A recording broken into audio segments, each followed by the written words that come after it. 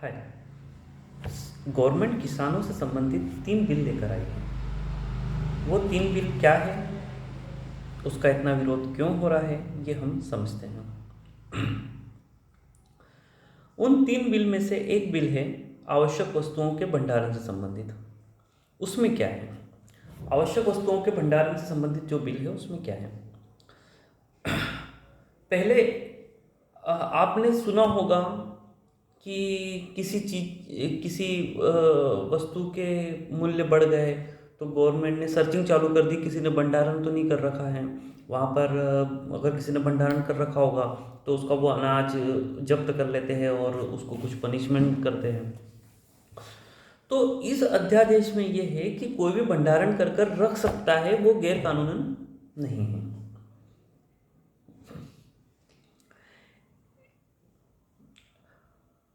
अब इसके पीछे सरकार की क्या मंशा है?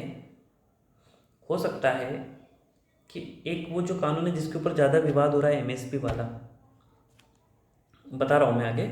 तो हो सकता है कि इसलिए सरकार ये बिल लाई हो कि किसान भी अपने पास अपना अनाज भंडारण कर कर रख सकता हो, वो गैर कानूनन नहीं हो। वो हो सकता है ऐसा भी। आपदा में और युद्ध की स्थिति में भंडारण कर कर नहीं रख सकते, बाकी हम भंडारण कर कर रख सकते हैं।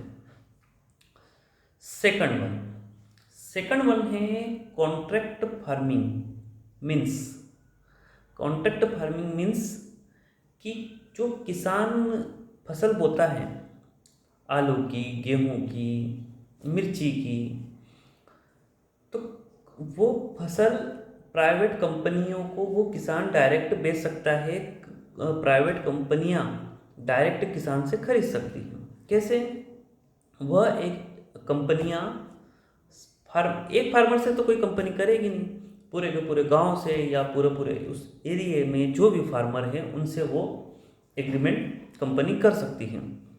जैसे किसी गांव में कंपनी का व्यक्ति एम्प्लॉय गया, उसने बोला कि भैया इस पूरे एरिया में आप केवल गेहूं लगाओ, हमारी बिस्किट कंपनी है, हम आपसे सारे गेहूं खरीद लेंगे। एक प्राइस डिसाइड होगी, मान लो कि 25 रुपीज़ की एक प्राइस डिसाइड हुई। अब ये एग्रीमेंट होगा मंडी अधिकारी के नेतृत्व में, उसके नेतृत्व में होगा। अब 25 रुपये की प्राइस डिसाइड हो गई गेहूं की।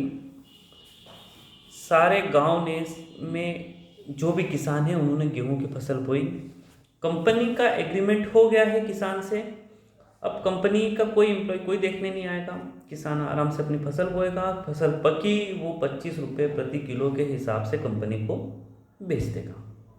अच्छी बात है ये तो, क्योंकि किसान को कई बार ऐसा भी होता है कि फसल बोई, बहुत ज़्यादा उत्पादन हो गया और वो जो लागत है वो भी नहीं, 10 रुपये किलो गेहूँ हो गए। तो ये एक अच्छी बात है कि कंपनी 25 रुपये में खरीद लेगी। कभी 50 रुपये का हो गया गेहूँ तो किसान को नुकसान है, कंपनी को फायदा है। 10 रुपये का हो गया तो किसान को फायदा है, कंपनी को नुकसान है।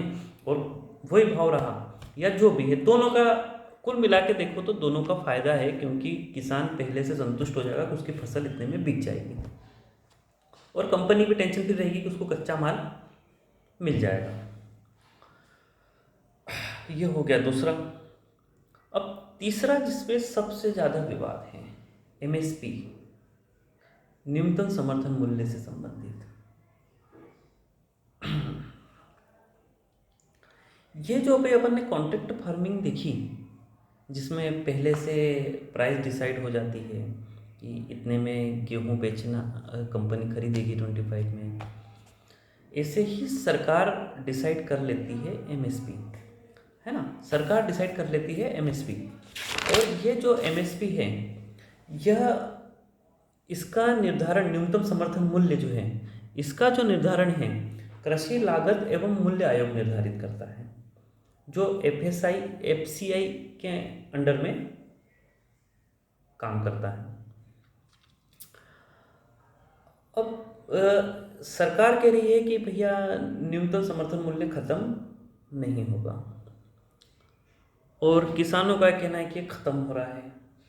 उनका वो क्या समझे, इन्होंने क्या समझाया, ये तो नहीं पता। किसानों का ये कहना है कि जो कॉन्ट्रैक्ट फार्मिंग है उसके थ्रू निजी कंपनियां आ जाएगी और सरकार धीरे से एमएसपी से पल्ला झाड़ लेगी। अब आप समझिए कि एमएसपी में किसान को किस तरीके से ज़्यादा फायदा होता है। 25 रुपए किलो में सरकार ने एमएसपी निर्धारित करी और एक प्राइवेट कंपनी से निर्धारित करी। अब प्राइवेट कंपनी से निर्धारित करी तो किसान को प्राइवेट कंपनी को बेचना ही बेचना है 25 रुपए में। अब किसान एमएसपी निर्धारित करी, किसान गया पूछा कि भैया एमएसपी क्या है, एफसीआई ने क्या निर्धारित करी है न्यूनतम समर्थन मूल्य, तो क्योंकि 25 रुपीज़। बाहर गेहूं के भाव 50 रुपए किलो है, तो किसान क्या करेगा कि मंडी में जो दलाल होते हैं दलाल से पूछेगा कि क्या कैसे लोगे गेहूँ। दलाल ने बोल दिया कि भाई मैं कम में ले लूँ, मतलब 50 रुपये का बाहर भाव है, उससे 10 रुपये कम में, 5 रुपये कम में दे दो। मान लो कि किसान ने 40 रुपये में वो गेहूँ बेच दी।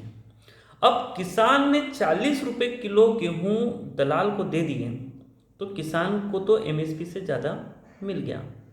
कब? जब एमएसपी निर्धारित थी, सरकार थी।